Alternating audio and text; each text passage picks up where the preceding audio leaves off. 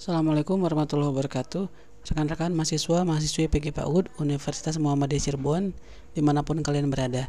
Baik, ini adalah video yang pertama untuk mata kuliah karya teknik penulisan karya ilmiah.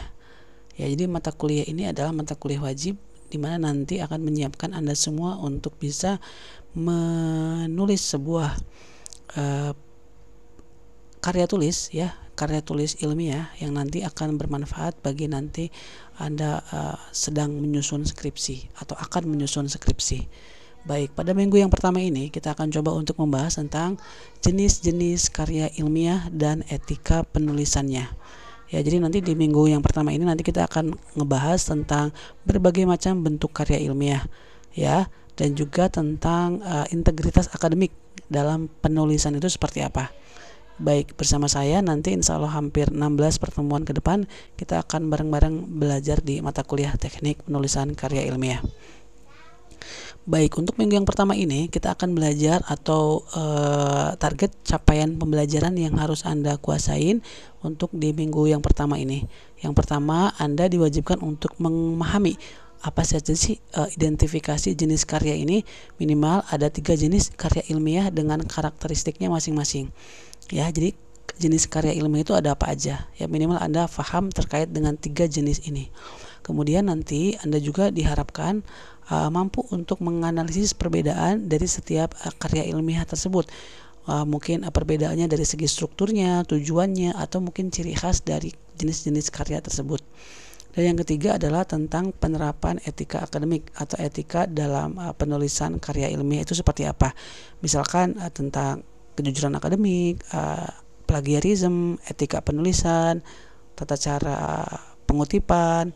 Nah, itu semuanya adalah Anda harus pahami bagaimana sih etika dari seorang peneliti itu. Nah, pertanyaan pertama untuk minggu ini adalah apa itu karya ilmiah? Ya, apa definisi dari karya ilmiah? Nah, kalau kita ngelihat di sini dari definisinya adalah karya ilmiah ini adalah karya tulis yang disusun secara sistematis, ya, logis, objektif, berdasarkan fakta, data, atau teori yang dapat dipertanggungjawabkan kebenarannya. Jadi karya ilmiah itu bukan sembarang tulis, bukan sembarang copy gitu ya, tapi memang harus memenuhi kaidah-kaidah ilmiah. Ya, jadi harus sesuai dengan fakta, data, atau teori-teori yang bisa dipertanggungjawabkan. Begitu ya. Jadi tujuan utama dari karya ilmiah ini adalah untuk menyampaikan hasil penelitian atau kajian, ya, untuk memberikan kontribusi pada perkembangan ilmu pengetahuan, mengkomunikasikan gagasan secara ilmiah, dan tentunya adalah memecahkan masalah secara metodologis ilmiah. Nah, jadi karya ilmiah ini sangat penting ya bagi Anda semua, seorang calon sarjana yang harus nanti pada akhirnya menulis karya ilmiah berupa skripsi, begitu ya. Atau mungkin pengalaman Anda pada saat mengikuti proses perkuliahan selama menempuh di S1 ini pasti sering ya kalian mendapatkan tugas seperti makalah, kemudian paper esai gitu ya. Nah, tulisan-tulisan itu adalah masuk ke dalam jenis karya ilmiah, ya. Nah, yang nanti akan kita bahas di sini. Apa saja sih jenis-jenis karya ilmiah itu? Yang pertama, ada yang disebut dengan artikel ilmiah. Artikel ilmiah ini adalah tulisan ringkas yang diterbitkan dalam jurnal akademik. Biasanya ngebahas topik-topik yang spesifik, ya. Jadi misalkan artikel terkait dengan jurnal kesehatan dan gizi anak gitu ya, atau mungkin artikel di jurnal pertumbuhan dan perkembangan anak, ya, terkait dengan permasalahan bahasa anak. Nah, itu adalah yang biasanya Anda temukan di Google Scholar. Itu masuknya adalah artikel ilmiah. Jadi tulisannya ringkas, paling cuma 15 lembar, 10 lembar gitu ya. Nah, nanti kita akan lihat ya bagaimana sih contoh-contoh dari artikel ilmiah itu. Nah, yang kedua adalah skripsi, tesis, atau disertasi. Nah, apa ini? Nah, ini adalah karya tulis akademik berjenjang dari mulai S1 ini disebut dengan skripsi, S2 adalah tesis, dan S3 tentunya adalah disertasi.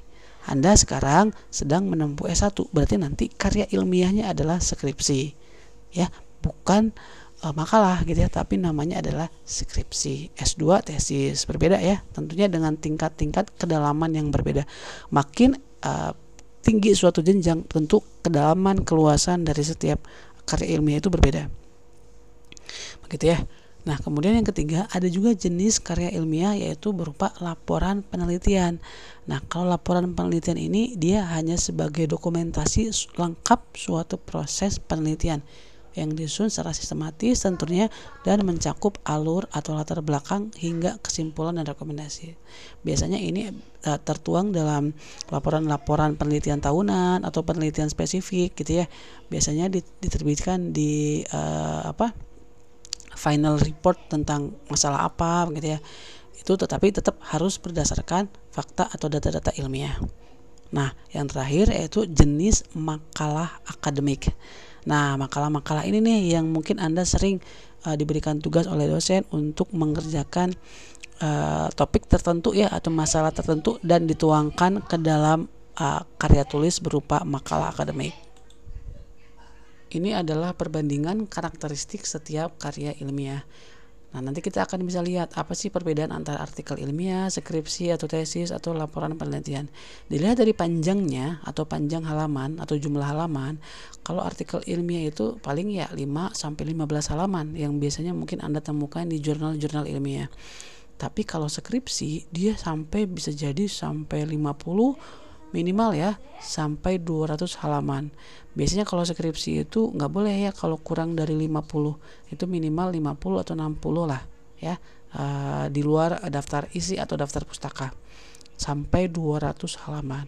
Nah, kalau laporan penelitian dia lebih rendah lagi, paling 30 atau sampai 100 halaman. Begitu ya. Nah, tujuannya kalau artikel ilmiah ini apa? Untuk publikasi hasil riset.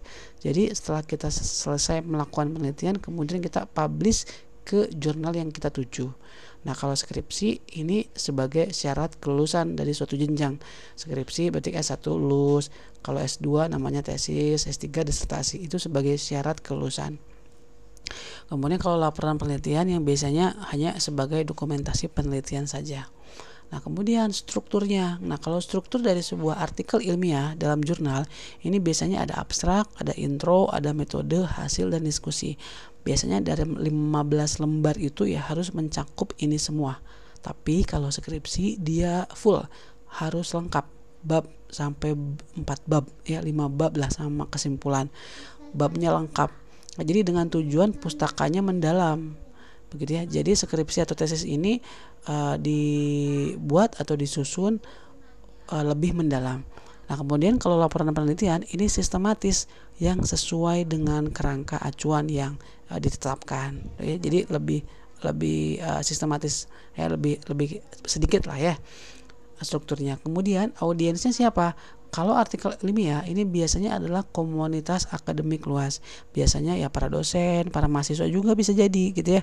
Atau mungkin para mitra atau yang membutuhkan publikasi dari suatu hasil penelitian. Ya, yang terbuka untuk siapapun yang mau membaca. Nah, kalau skripsi ya biasanya untuk para penguji skripsi, para dewan penguji, para pembimbing skripsi dan sebagainya. Nah, kalau laporan penelitian siapa? Audiensnya adalah yang memberikan dana atau sponsor. Biasanya kalau laporan penelitian ini pasti ada sponsorshipnya, ada yang memang membutuhkan data penelitiannya dan laporan penelitiannya seperti apa. Dan yang terakhir proses review. Nah, kalau proses review biasanya untuk artikel ilmiah ini sangat ketat ya. Peer reviewnya beberapa kali. Ada review 1, review kedua, review ketiga gitu ya, untuk benar-benar memastikan kualitas dari hasil penelitian tersebut. Jadi para reviewer ini yang harus betul-betul memfilter ya, menguji atau membaca detail terkait dengan artikel yang kita kirimkan atau publish. Sedangkan kalau skripsi ya dia hanya sebagai pada saat ujian sidang ya, untuk melaksanakan atau untuk menguji bagaimana hasil dari skripsi tersebut. Nah, kemudian kalau laporan penelitian ya untuk evaluasi pemangku kepentingan yang relevan saja ya, bisa jadi para pemberi sponsor atau dana atau mungkin internal. Nah, jadi setiap jenis karya ilmiah ini punya standar, punya konvensi penulisan yang berbeda-beda sesuai dengan tujuan dan konteks penggunaannya. Jadi begitu ya. Jadi ini adalah perbedaan antara artikel ilmiah, skripsi, dan juga laporan penelitian. Baik, kita lanjut sekarang terkait dengan apa saja sih struktur dari suatu karya ilmiah ini. Nah, struktur umum dari karya ilmiah ada berbagai macam bagian atau terdiri dari beberapa bagian. Yang pertama ada yang disebut dengan bagian awal. Bagian awal ini apa? Bagian awal ini biasanya isinya adalah judul, abstrak, kata kunci, daftar isi gitu ya, daftar tabel dan seterusnya.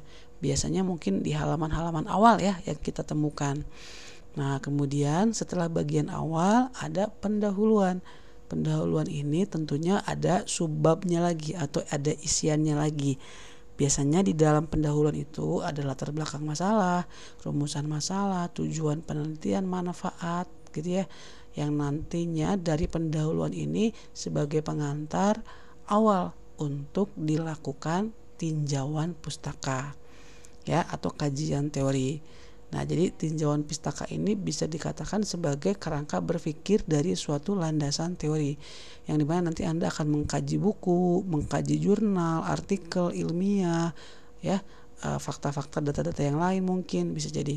Ya, jadi ini adalah struktur umum ya yang ada di suatu karya ilmiah. Kemudian yang berikutnya ada yang namanya metode penelitian.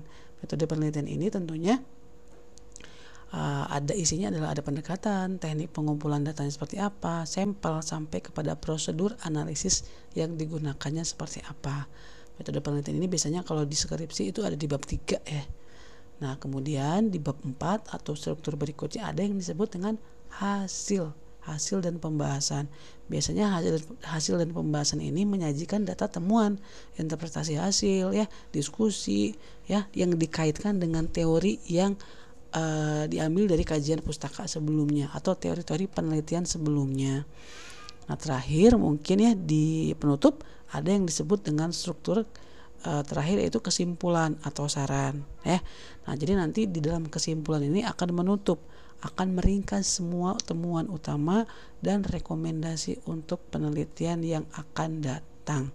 Nah, begitu ya teman-teman. Jadi itu adalah struktur umum yang ada di suatu karya ilmiah. Nah, struktur umum ini ada di skripsi, ada di mungkin artikel ilmiah, ada di laporan penelitian gitu ya. Jadi setiap jenis karya ilmiah biasanya ada strukturnya mencakup 6 ini. Begitu ya. Nah, berikutnya adalah kita akan mengkaji tentang bagaimana sih etika penulisan karya ilmiah itu. Nah, ini adalah hal yang paling prinsip, yang paling dasar, yang harus dijunjung tinggi oleh seseorang yang nanti akan menulis suatu karya ilmiah.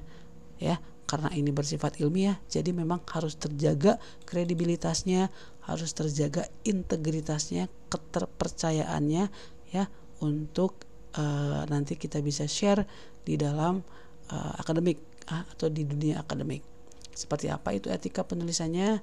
Nah, yang pertama nih teman-teman, pilar-pilar etika penulisan. Ya, jadi teman-teman harus pahami bahwa yang namanya karya tulis itu harus jujur. Seorang peneliti itu harus jujur. Kenapa jujur? Karena ya integritas tadi.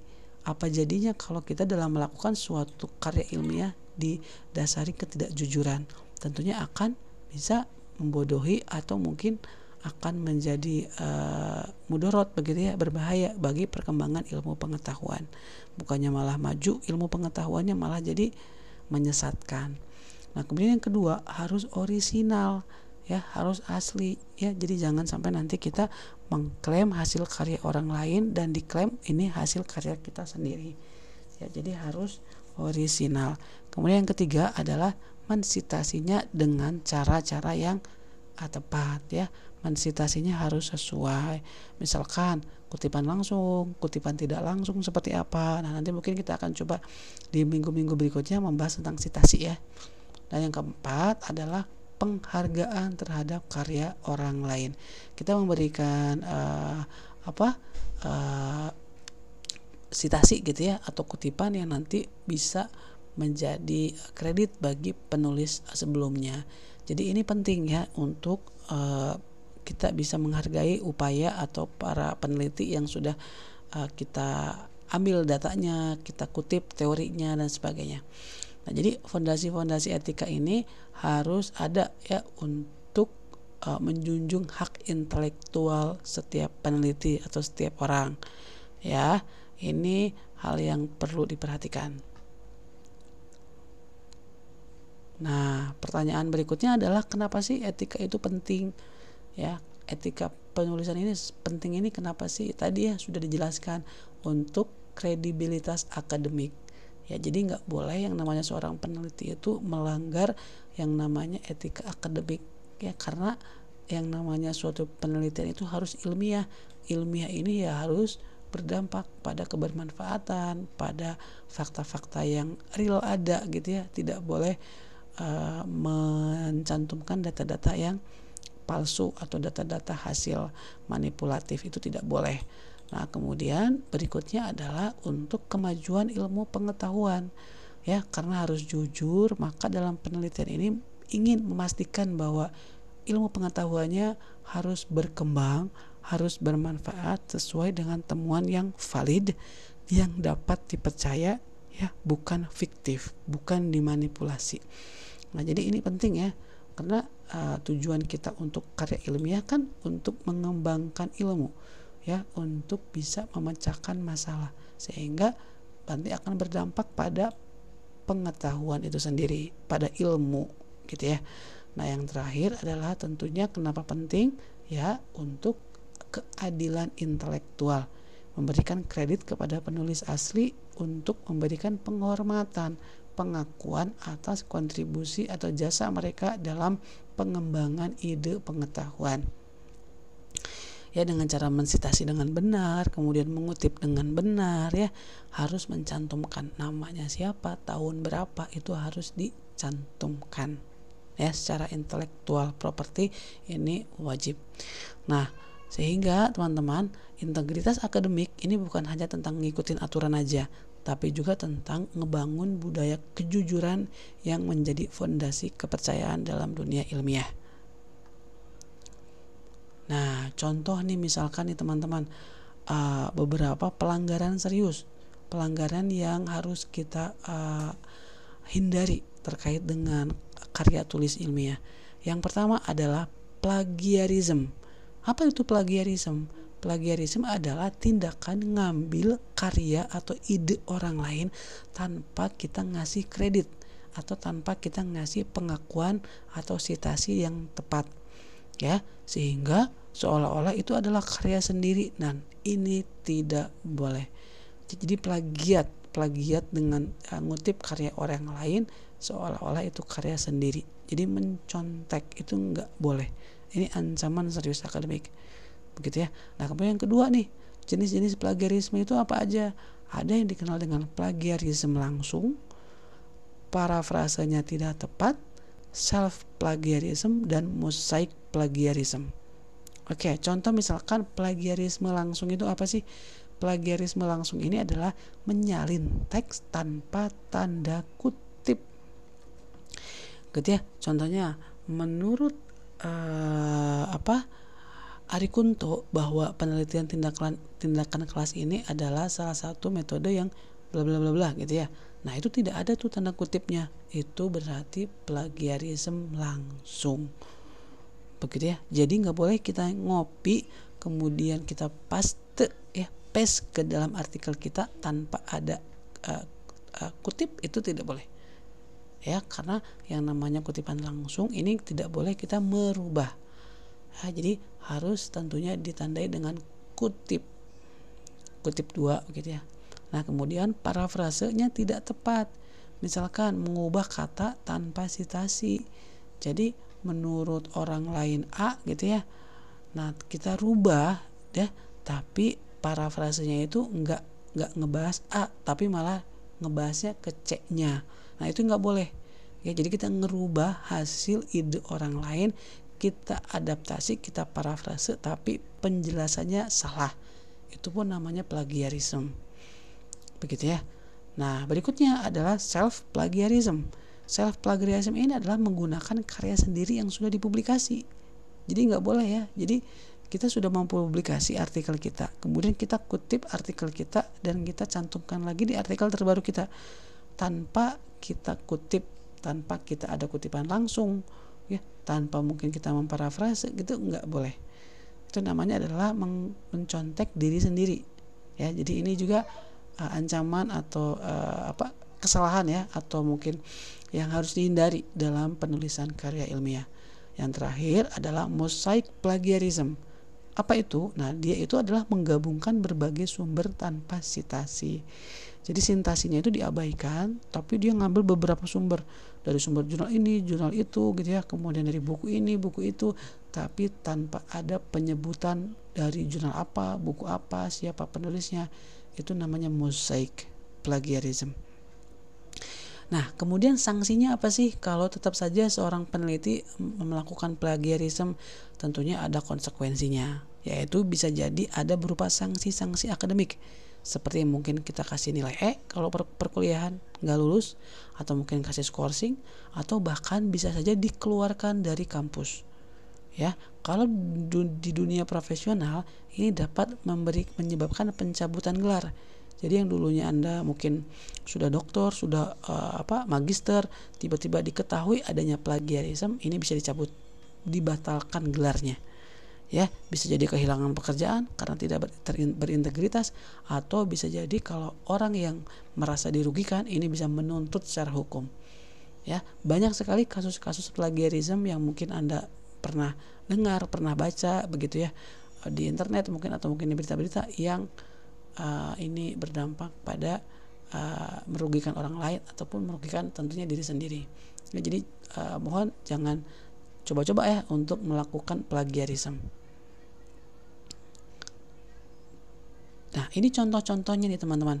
Contoh-contoh dari plagiarism. Ini ada studi kasus. Misalkan plagiarismnya itu dalam skripsi. Contohnya misalkan gini, seorang mahasiswa ini menyalin hampir 40% isi skripsi dari internet tanpa sitasi yang jelas. Setelah terdeteksi Turnitin, ternyata ya skripsinya ditolak akhirnya, dan akhirnya diskor 1 semester dan harus ngulang dari awal. Itu ya, jadi ini adalah contoh plagiarisme dalam skripsi. Nah, contohnya ada lagi nih, kasus yang kedua misalkan fabrikasi ini dalam data penelitian. Misalkan peneliti senior ini memanipulasi data eksperimen untuk mendukung hipotesisnya. Jadi agar hipotesisnya sesuai dengan apa yang kita tulis, makanya di manipulasi datanya, diolah di setting sedemikian rupa ya, di otak-atik gitu ya. Nah, itu nggak boleh.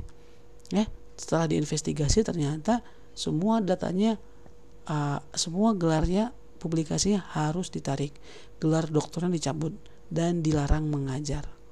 Nah, ini nggak boleh ya, namanya fabrikasi data, memanipulasi data. Yang ketiga mungkin adalah mengklaim karya rekan. Contoh misalkan dosen ini memasukkan namanya sebagai penulis utama pada artikel mahasiswa tanpa kontribusi signifikan. Ya, jadi dosen tidak ada kontribusinya, mahasiswa yang sibuk, mahasiswa yang capek begitu ya. Tapi tadi ya, dosen memasukkan namanya gitu ya, dimasukin namanya. Nah, itu nggak boleh ya. Jadi itu namanya mengklaim hasil dari pekerjaan orang lain dicatut untuk kepentingan kita. Itu nggak boleh. Sehingga dilaporkanlah akhirnya dosen tersebut ya, dan akhirnya mendapatkan sanksi etik. Ya, dan reputasinya dosen itu tercoreng dan reputasi kampus pun tercoreng. Jadi hati-hati begitu ya terkait dengan plagiarisme atau etika penulisan ini. Jadi pelajarannya teman-teman ya, pelanggaran etika penulisan ini punya dampak jangka panjang yang merusak karir akademik ya. Pencegahan melalui pendidikan dan kesadaran jauh lebih baik daripada menghadapi konsekuensi. Jadi mendingan kita preventif, mencegah ya, daripada nanti bersifatnya kuratif ya. Jadi jangan sampai nanti kita terkena kasus-kasus yang berdampak pada karir akademik kita. Nah, cara penghindarinya gimana sih ya? Cara menghindari agar tidak terkena plagiarisme. Nah, yang pertama tentunya adalah pahami dulu sumber-sumber yang relevan, yang baik. Sumber-sumber ini apa sih? Misalkan ya sumber jurnal, sumber artikel, sumber dari internet gitu ya. Pahami betul. Jangan sampai nanti kita salah sumber sehingga akan salah juga nanti hasil penelitiannya. Ya, kemudian yang kedua, catat semua sumber. Sejak awal penelitian, buat catatan rinci tentang setiap sumbernya. Termasuk halamannya berapa, penulisnya siapa, tahunnya kapan gitu ya.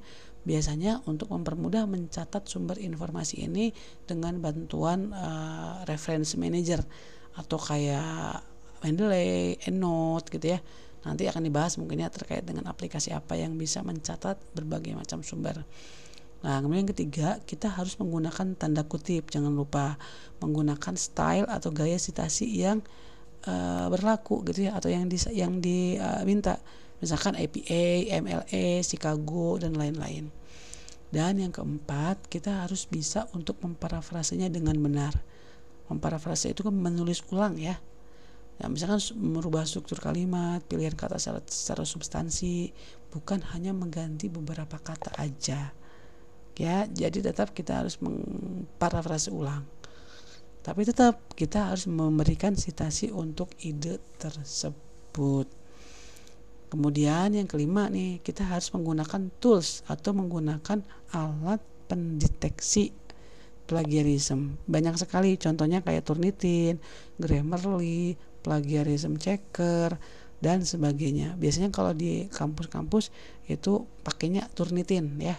Nah, nanti kita coba mungkin ya untuk bagaimana sih kita bisa ngecek plagiarisme kita berapa persen. Dan yang terakhir tentunya adalah harus sering-sering konsultasi dengan dosen, dengan pembimbing ya. Kalau ada ragu tentang cara sitasi atau parafrase, jangan sungkan untuk bertanya ke dosen pembimbing ya, sebagai orang yang mungkin berpengalaman gitu ya terkait dengan penulisan karya ilmiah. Nah, kesimpulannya atau terakhir di video yang kedua ini, di mata kuliah penulisan karya ilmiah ini adalah penting bahwa Anda semua harus paham jenis-jenis karya ilmiah itu apa aja, dan juga paham bahwa etika penulisan itu harus dijaga ya, sebagai fondasi untuk perjalanan akademik kalian. Ya, kalian akan menjadi seorang sarjana dan itu sesuatu hal yang memang perlu dipertanggungjawabkan, perlu adanya etika. Ya, setiap jenis contohnya kayak karya ilmiah, artikel, skripsi, apapun itu tentunya punya karakteristik dan tujuan unik yang harus dipahami. Ya, harus dipahami perbedaannya apa nih artikel, skripsi, tesis, disertasi, begitu ya. Nah, kemudian lebih dari sekedar aturan, etika ini adalah tentang suatu komitmen terhadap kejujuran, menghargai karya orang lain, dan tentunya adalah kontribusi yang bermakna ya untuk pengembangan ilmu pengetahuan. Hati-hati, kita harus paham apa aja kecurangan-kecurangan akademik atau kesalahan dari karya ilmiah. Misalkan dengan plagiarism ya, mohon untuk plagiarisme ini menjadi perhatian khusus ya. Caranya tentunya kita mencegahnya dengan cara menerapkan strategi seperti citasinya yang benar, sumbernya yang baik begitu ya, menggunakan reference manager atau tools yang sesuai ya, sehingga nanti akan terjaga integritas akademiknya. Dan terakhir, mulailah dengan langkah kecil. Pada saat Anda mungkin menemukan ide gagasan, mulai catat sumbernya dari mana, cek lagi, teliti lagi, parafrasenya hati-hati ya, jangan sampai memparafrase hanya 1-2 kata, tidak, tapi juga harus seluruhnya, tapi idenya nggak boleh beda ya. Selalu bertanya ke dosen pembimbing kalau ragu begitu ya, sehingga nanti pada akhirnya Anda bisa lulus mendapatkan gelar sarjana atau mungkin magister atau mungkin doktor. Baik, itu ya terkait dengan minggu yang kedua ini atau video pertama ini, mohon maaf, video yang pertama ini untuk mata kuliah teknik penulisan karya ilmiah. Mudah-mudahan bermanfaat, dan apabila mungkin ada pertanyaan atau mungkin ketidakpahaman terkait dengan materi kali ini, silakan nanti bisa ditanyakan di kelas atau mungkin pada saat sesi Zoom atau online. Terima kasih, sehat selalu, semangat selalu. Saya akhiri. Assalamualaikum warahmatullahi wabarakatuh.